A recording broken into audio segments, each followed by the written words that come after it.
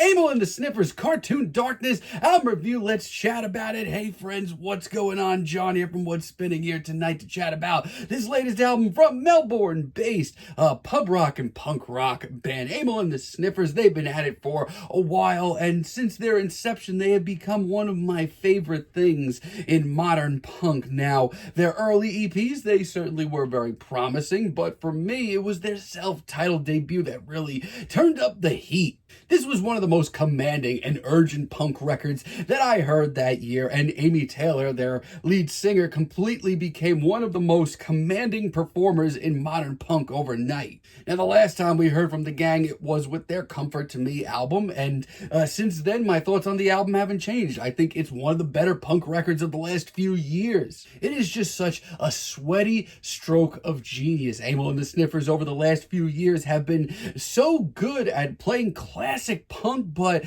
doing it in a modern twist and absolutely overloading the personality. Now, leading up to this record, they've been putting out some singles that I personally have really enjoyed for the most part. And let me tell you, as far as I'm concerned, the band is easily still one of the better punk bands out there. This album kicks off with Jerkin, and let me tell you, it is the absolute perfect track to kick this record off. This is a lewd, crude, explosive track that basically sums up everything that Amyl The Sniffers stand for. It's punky, it's kinky, it's absolutely overflowing with personality as well. Not only that, but it still does have that old school punk spirit, all the while just sounding so commanding and current and hip. It is a hell of a start. Then we have Chewing Gum, which initially I was a little underwhelmed with a single, but it's grown on me quite a bit. It's sweaty, it's got that swagger to it, and it's also, honestly, kind of adorable. I mean, punk love has something that Amyl The Sniffers have touched down on a few times now, and they do it a lot of justice. It's not nasty or throttling, but man, let me tell you, does it ever work for them. Then we have Tiny Bikini, which brings back the urgency of this record with a very commanding, very intense riff. And let me tell you, I can't stress this enough, the guitar work throughout this whole record is just really, really memorable. These riffs really stick with you.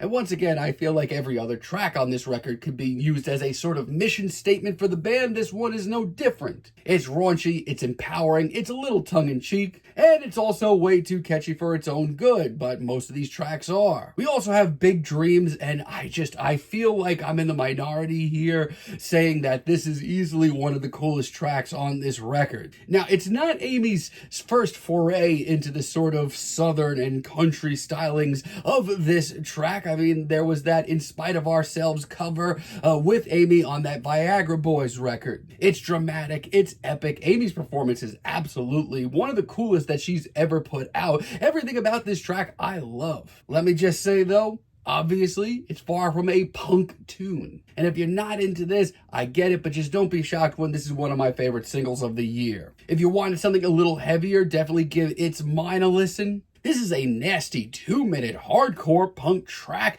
that shows Amyl The Sniffers really freaking the freak out, and that is a great thing.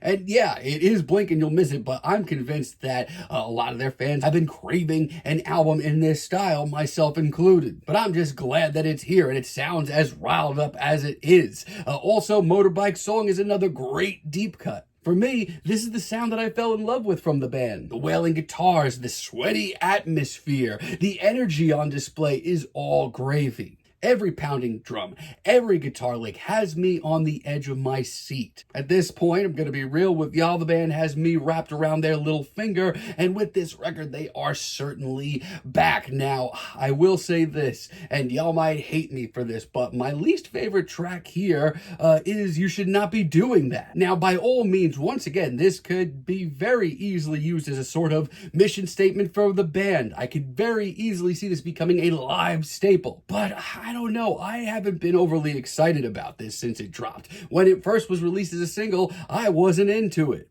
I don't know, the clunky and very sloppy riff certainly is not for me, and while there is a certain level of charisma to Amy's performance, I'm just not as excited by it. I mean, I get it, if y'all like it, I totally get it, I really do, but just not for me. It's easily my least favorite track on the record. Outside of that, though, I mean, the band is my favorite thing in modern punk, and they still remain. Doing In Me Head, also really, really spicy guitar work, once again, very memorable. It's got a little teeth to it, and Amy's performance on tracks like this just cement her as one of the most commanding performers in punk right now. And this track is all a build up to the chorus. I mean, we get these speedy, very heady, very hard to place verses in this big, fist in the air, chaotic chorus. I love it. I mean, I'm not even done with this record yet, and I need a freaking shower. Pigs is really good too. I mean, so much of this album has that old punk soul to it, but somehow, once again, this doesn't sound dated. The sweaty energy of tracks like this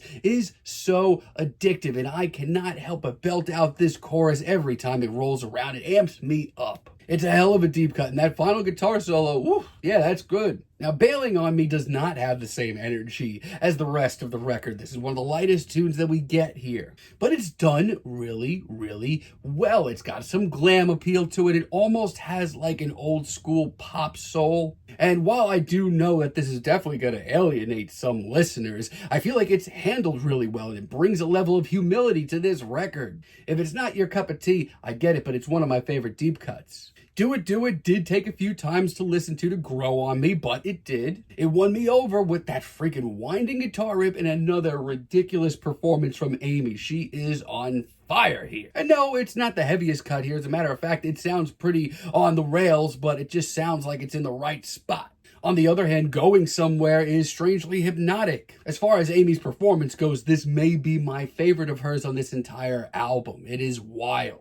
The guitar line that we get here just slithers along. It sounds so evil. This is such a cool sound. And Me and the Girls has a finale. I mean, Amyl and the Sniffers aren't dropping any balls. This track has a guitar riff that just won't sit still, and I love how tongue-in-cheek and genuinely fun this track is. Yeah, the vocoder vocals and the groovy riff may not be for everybody, but I personally enjoy the experimentation of this record. We got a couple of different sounds on this record from Amyl and the Sniffers, and I'd like to hear a little more of each one. It's an absolute blast of a finale, and this record, I mean, God, it's just so much freaking fun. It bleeds sexuality, it sweats liberation, and the guitar work alone on this record will have you coming back for more and more. Amyl and the Sniffers still just know how much personality is important to punk rock, and that old school soul is still very much apparent without sounding dated. I don't have a lot of issues with this record. I mean, yeah, still I could have used maybe something a little heavier here, but Amyl and the Sniffers are very easily one of my favorite things in punk right now, and this album is just another great reason for that. I'm feeling a light 9 on this album, but let me know what you all think down below. If you like the video, be sure to give us a like, give us a subscribe, and let me know down below what you would like for me to chat about in the future. And until next time, have a great day, friends.